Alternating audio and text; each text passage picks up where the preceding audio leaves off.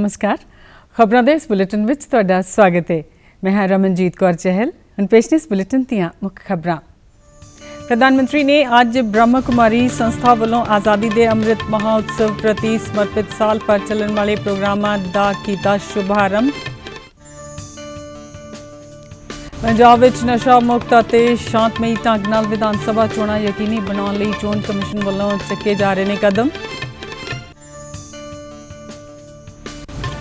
हरियाणा विच DBT योजनावां नूं portal राहीं जोड़िया जाएगा परिवार पहचान पत्र नाल। ते हुण खबरां विस्तार नाल। प्रधानमंत्री नरेंद्र मोदी ने कहा कि देश अते देशवासियों के सुपने एक ही ने अते राष्ट्र के विकास विच साडी सब दी तरक्की है। उन्होंने कहा कि यह सोच अते समझ नवे भारत के लोगों की सब तो वड्डी ताकत बनती जा रही है। अज ब्रह्म कुमारी संस्था वालों आज़ादी का अमृत महोत्सव संबंधी प्रोग्राम नूं शुरू करदिआं प्रधानमंत्री ने कहा कि देश विच जो भी विकास हो रहा है उस विच सब दी कोशिश शामिल है। उन्होंने कहा कि देश नूं हर एक दे सहयोग की लोड़ है। द्वारा आजादी के अमृत महोत्सव से स्वर्णिम भारत की ओर एक बहुत बड़े अभियान का प्रारंभ हो रहा है। इस कार्यक्रम में स्वर्णिम भारत के लिए भावना भी है, साधना भी है। इसमें देश के लिए प्रेरणा भी है और ब्रह्मा कुमारियों के प्रयास भी हैं।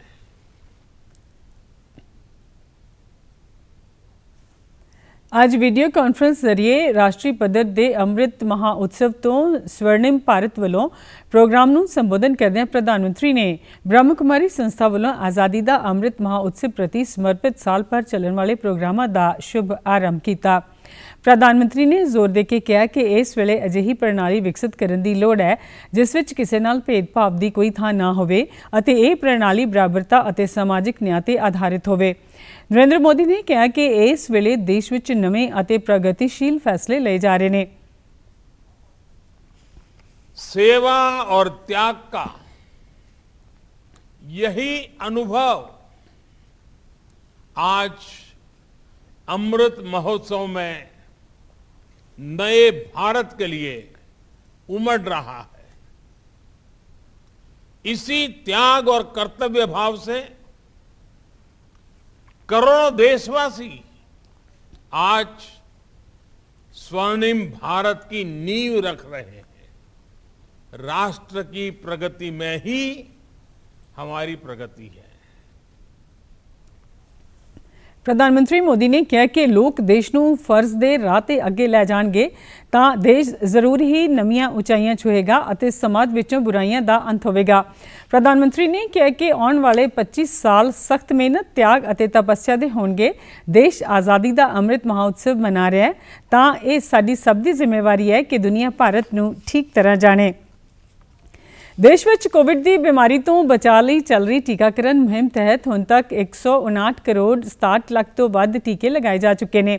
केंद्रीय सेहत मंत्रालय ने दस्सिया कि पिछले 24 घंटे दौरान 73,38,000 तो वध टीके लगाए गए। इस दौरान बीमारी के 3,17,532 नवे मामले सामने आए जदों कि पिछले 24 घंटिया दौरान 2,23,290 रोगी राजी हुए हैं। इस बीमारी तो ठीक होने वालों की दर 93.69% है। महामारी तो हुण तक 3 करोड़ 58 लाख 7,000 व्यक्ति सेहतमंद हो चुके हैं। देश भर में कोरोना के नवे वेरिएंट ओमाइक्रॉन के 9,287 मामलों की पुष्टि हुई है। हरियाणा के मुख्यमंत्री मनोहर लाल ने इन्फोसिस वालों दी कोविड वैक्सीनेशन मोबाइल वैन नूं पंचकूला के सैक्टर 6 के हस्पताल तो हरी झंडी दिखा के रवाना किया। मुख्यमंत्री ने इस मौके कहा कि कोविड-19 महामारी दौरान सरकारी कोशिशों के नाल-नाल उद्योगिक घराणियां वालों समाज लई कीती गई ये मदद शलाघायोग है। उन्होंने कहा कि इन्फोसिस जिहियां IT कंपनियां का देश अते दुनिया विच वड्डा नां है। कोरोना के इस समय दौरान भी इन्फोसिस अपना फर्ज वधिया तरीके नाल निभा रहा है। ਇਨਫੋਸਿਸ ਵੱਲੋਂ ਦਿੱਤੀ ਗਈ ਇਸ ਕੋਵਿਡ ਵੈਕਸੀਨੇਸ਼ਨ ਮੋਬਾਈਲ ਵੈਨ ਰਾਹੀਂ ਪੰਚਕੂਲਾ ਜ਼ਿਲ੍ਹੇ ਦੇ ਮੋਰਨੀ ਹਿਲਸ ਵਰਗੇ ਦੂਰ ਦੁਰਾਡੇ ਖੇਤਰਾਂ ਵਿੱਚ ਟੀਕਾਕਰਨ ਕੀਤਾ ਜਾਵੇਗਾ। ਇਸ ਤੋਂ ਇਲਾਵਾ ਸ਼ਹਿਰ ਦੀਆਂ ਝੁੱਗੀ ਝੌਂਪੜੀ ਵਾਲੀਆਂ ਬਸਤੀਆਂ ਵਿੱਚ ਵੀ ਕੋਵਿਡ ਵੈਕਸੀਨੇਸ਼ਨ ਮੁਹਿੰਮ ਤਹਿਤ ਇਸ ਵੈਨ ਦੀ ਵਰਤੋਂ ਕੀਤੀ ਜਾਵੇਗੀ। ਜ਼ਿਕਰਯੋਗ ਹੈ ਕਿ ਪੰਚਕੂਲਾ ਜ਼ਿਲ੍ਹਾ ਹਰਿਆਣੇ ਦਾ ਤੀਜਾ ਜ਼ਿਲ੍ਹਾ ਹੈ ਜਿੱਥੇ ਤਕਰੀਬਨ 100% ਆਬਾਦੀ ਨੂੰ ਵੈਕਸੀਨ ਦੀਆਂ ਦੋਵੇਂ ਡੋਜ਼ ਲਗਾਈਆਂ ਜਾ ਚੁੱਕੀਆਂ ਨੇ ਅਤੇ ਹੁਣ ਲੋਕਾਂ ਨੂੰ ਬੂਸਟਰ ਡੋਜ਼ ਬਾਰੇ ਜਾਗਰੂਕ ਕੀਤਾ ਜਾ ਰਿਹਾ ਹੈ। ਜਿਨ੍ਹਾਂ ਲੋਕਾਂ ਨੇ ਪਿਛਲੇ ਸਾਲ ਮਾਰਚ ਜਾਂ ਅਪ੍ਰੈਲ ਵਿੱਚ ਵੈਕਸੀਨ ਦੀ ਦੂਜੀ ਡੋਜ਼ ਲਗਵਾਈ ਸੀ ਉਹ ਲੋਕ ਬੂਸਟਰ ਡੋਜ਼ ਲਗਵਾ ਸਕਦੇ ਨੇ। ਪੰਜਾਬ ਵਿੱਚ 20 ਫਰਵਰੀ ਨੂੰ ਹੋਣ ਵਾਲੀਆਂ ਵਿਧਾਨ ਸਭਾ ਚੋਣਾਂ ਦੌਰਾਨ ਨਸ਼ਾ ਮੁਕਤ, ਲਾਲਚ ਰਹਿਤ ਅਤੇ ਸ਼ਾਂਤਮਈ ਢੰਗ ਨਾਲ VOTING ਨੂੰ ਯਕੀਨੀ ਬਣਾਉਣ ਦੇ ਮੱਦੇਨਜ਼ਰ 2268 ਗਸ਼ਤ ਟੀਮਾਂ, 740 ਸਟੈਟਿਕ ਨਿਗਰਾਨ ਟੀਮਾਂ, 792 ਉਡਨ ਦਸਤਿਆਂ ਅਤੇ 351 ਵੀਡੀਓ ਨਿਗਰਾਨ ਟੀਮਾਂ ਵੱਲੋਂ ਪੂਰੀ ਨਜ਼ਰ ਰੱਖੀ ਜਾ ਰਹੀ ਹੈ। ਪੰਜਾਬ ਦੇ ਮੁੱਖ ਚੋਣ ਅਧਿਕਾਰੀ ਡਾਕਟਰ ਐਸ ਕਰੁਣਾ ਰਾਜੂ ਨੇ ਇਹ ਜਾਣਕਾਰੀ ਦਿੰਦਿਆਂ ਦੱਸਿਆ ਕਿ ਆਦਰਸ਼ ਚੋਣ ਜ਼ਾਬਤਾ ਲਾਗੂ ਹੋਣ ਤੋਂ ਬਾਅਦ ਵੱਖ-ਵੱਖ ਐਨਫੋਰਸਮੈਂਟ ਏਜੰਸੀਆਂ ਵੱਲੋਂ 1.74 ਕਰੋੜ ਰੁਪਏ ਦੀ ਨਗਦੀ, 6.6 ਲੱਖ ਲੀਟਰ ਤੋਂ ਵੱਧ ਸ਼ਰਾਬ ਅਤੇ 44.49 ਕਰੋੜ ਰੁਪਏ ਦੇ ਨਸ਼ੇ ਬਰਾਮਦ ਕੀਤੇ ਗਏ ਨੇ। ਉਹਨੇ ਕਿਹਾ ਕਿ ਸੂਬੇ ਵਿੱਚ ਪੈਰਾਮਿਲਟਰੀ ਫੋਰਸ ਅਤੇ ਪੰਜਾਬ ਪੁਲਿਸ ਵੱਲੋਂ ਸੂਬੇ ਵਿੱਚ ਨਿਰਪੱਖ ਸੁਰੱਖਿਅਤ ਚੋਣਾਂ ਯਕੀਨੀ ਬਣਾਉਣ ਲਈ ਕੋਈ ਕਸਰ ਨਹੀਂ ਛੱਡੀ ਜਾ ਰਹੀ। ਇਸ ਤੋਂ ਇਲਾਵਾ ਨਸ਼ਿਆਂ ਅਤੇ ਨਸ਼ੀਲੇ ਪਦਾਰਥਾਂ ਦੀ ਤਸਕਰੀ ਤੇ ਤਿੱਖੀ ਨਜ਼ਰ ਰੱਖਣ ਵਾਸਤੇ ਨਾਰਕੋਟਿਕਸ ਕੰਟਰੋਲ ਬਿਊਰੋ ਦੇ 28 ਅਧਿਕਾਰੀ ਤਾਇਨਾਤ ਕਰਨ ਦੇ ਨਾਲ-ਨਾਲ ਹਰੇਕ ਜ਼ਿਲ੍ਹੇ ਸਮੇਤ ਪੁਲਿਸ ਜ਼ਿਲ੍ਹੇ ਵਿੱਚ ਵੀ ਇੱਕ ਅਧਿਕਾਰੀ ਤਾਇਨਾਤ ਕੀਤਾ ਗਿਆ ਹੈ। ਡਾਕਟਰ ਐਸ ਕਰੁਣਾ ਰਾਜੂ ਨੇ ਦੱਸਿਆ ਕਿ ਵਿਧਾਨ ਸਭਾ ਚੋਣਾਂ ਦੇ ਮੱਦੇਨਜ਼ਰ ਸੂਬੇ ਵਿੱਚ 91% ਤੋਂ ਵੱਧ ਲਾਇਸੈਂਸੀ ਹਥਿਆਰ ਜਮ੍ਹਾਂ ਕਰਵਾਏ ਗਏ ਨੇ। ਉਹਨਾਂ ਦੱਸਿਆ ਕਿ 1088 ਵੱਧ ਸੰਵੇਦਨਸ਼ੀਲ ਖੇਤਰਾਂ ਦੀ ਪਹਿਚਾਣ ਕੀਤੀ ਗਈ ਹੈ ਅਤੇ ਗੜਬੜੀ ਕਰਨ ਦੀ ਸੰਭਾਵਨਾ ਵਾਲੇ 2376 ਵਿਅਕਤੀਆਂ ਦੀ ਸ਼ਨਾਖਤ ਵੀ ਕੀਤੀ ਗਈ ਹੈ, ਜਿਨ੍ਹਾਂ ਵਿੱਚੋਂ 1129 ਵਿਅਕਤੀਆਂ ਖਿਲਾਫ ਪਹਿਲਾਂ ਹੀ ਕਾਰਵਾਈ ਸ਼ੁਰੂ ਕੀਤੀ ਜਾ ਚੁੱਕੀ ਹੈ। ਉਹਨਾਂ ਦੱਸਿਆ ਕਿ ਸੁਰੱਖਿਆ ਦੇ ਨਜ਼ਰੀਏ ਤੋਂ CRPC ਐਕਟ ਦੀਆਂ ਰੋਕਥਾਮ ਸੰਬੰਧੀ ਧਾਰਾਵਾਂ ਤਹਿਤ 725 ਵਿਅਕਤੀਆਂ ਨੂੰ ਕਾਬੂ ਕੀਤਾ ਗਿਆ। ਮੁੱਖ ਚੋਣ ਅਧਿਕਾਰੀ ਨੇ ਦੱਸਿਆ ਕਿ ਗੈਰ ਜ਼ਮਾਨਤੀ ਵਾਰੰਟਾਂ ਦੇ 2221 ਕੇਸਾਂ ਉੱਤੇ ਕਾਰਵਾਈ ਕੀਤੀ ਜਾ ਚੁੱਕੀ ਹੈ ਅਤੇ 119 ਕੇਸਾਂ ਤੇ ਕਾਰਵਾਈ ਅਮਲ ਤਹਿਤ ਹੈ। ਉਹਨਾਂ ਨੇ ਕਿਹਾ ਕਿ ਸੂਬੇ ਭਰ ਵਿੱਚ 6339 ਨਾਕੇ ਵੀ ਲਗਾਏ ਗਏ ਨੇ। ਹਰਿਆਣਾ ਦੇ ਪਬਲਿਕ ਸਰਵਿਸ ਬਿਊਰੋ ਦੇ ਚੇਅਰਮੈਨ ਸੁਭਾਸ਼ ਬਰਾਲਾ ਨੇ ਕਿਹਾ ਕਿ ਸੂਬੇ ਵਿੱਚ ਸੇਮ ਦੀ ਸਮੱਸਿਆ ਦਾ ਹੱਲ ਕੱਢਿਆ ਜਾਵੇਗਾ। ਉਹਨਾਂ ਨੇ ਕੱਲ੍ਹ ਚੰਡੀਗੜ੍ਹ ਵਿੱਚ ਹਰਿਆਣਾ ਭੂਮੀ ਸੁਧਾਰ ਅਤੇ ਵਿਕਾਸ ਨਿਗਮ ਰਾਹੀਂ ਕੀਤੇ ਜਾ ਰਹੇ ਵੱਖ-ਵੱਖ ਕੰਮਾਂ ਦੀ ਸਮੀਖਿਆ ਮੀਟਿੰਗ ਦੌਰਾਨ ਇਹ ਗੱਲ ਆਖੀ ਹੈ। ਉਹਨਾਂ ਕਿਹਾ ਕਿ ਹਰਿਆਣਾ ਭੂਮੀ ਸੁਧਾਰ ਤੇ ਵਿਕਾਸ ਨਿਗਮ ਵੱਲੋਂ ਸੂਬੇ ਵਿੱਚ ਭੌਂ ਵਿਕਾਸ, ਸਾਂਭ ਸੰਭਾਲ ਅਤੇ ਪਾਣੀ ਭਰਨ ਵਾਲੀਆਂ ਥਾਵਾਂ ਦੇ ਸੁਧਾਰ ਲਈ ਇੱਕ ਵਿਸ਼ੇਸ਼ ਯੋਜਨਾ ਬਣਾ ਕੇ ਕੰਮ ਕੀਤਾ ਜਾਵੇ।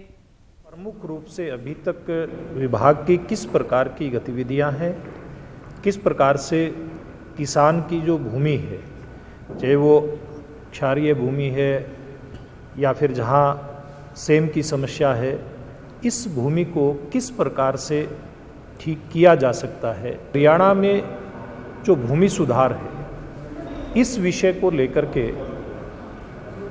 मुख्यमंत्री जी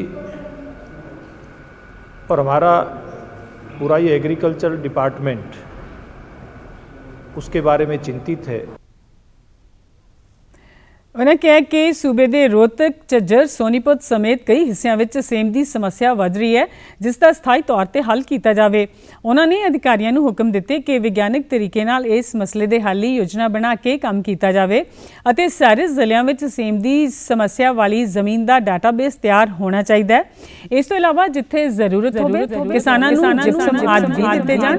ਉਹਨਾਂ ਕਿਹਾ ਕਿ ਜਿਹਨਾਂ ਕਿਸਾਨਾਂ ਦੇ ਖੇਤ ਦਲਦਲੇ ਹੋ ਗਏ ਨੇ ਉਹ ਕਿਸਾਨ ਆਨਲਾਈਨ ਪੋਰਟਲ ਤੇ ਆਪਣੀ ਅਰਜ਼ੀ ਦੇ ਸਕਦੇ ਨੇ ਅਤੇ ਵਿਭਾਗ ਵੱਲੋਂ ਉਹਨਾਂ ਦੀ ਔਕੜ ਨੂੰ ਹੱਲ ਕਰਨ ਦੀ ਕੋਸ਼ਿਸ਼ ਕੀਤੀ ਜਾਵੇਗੀ।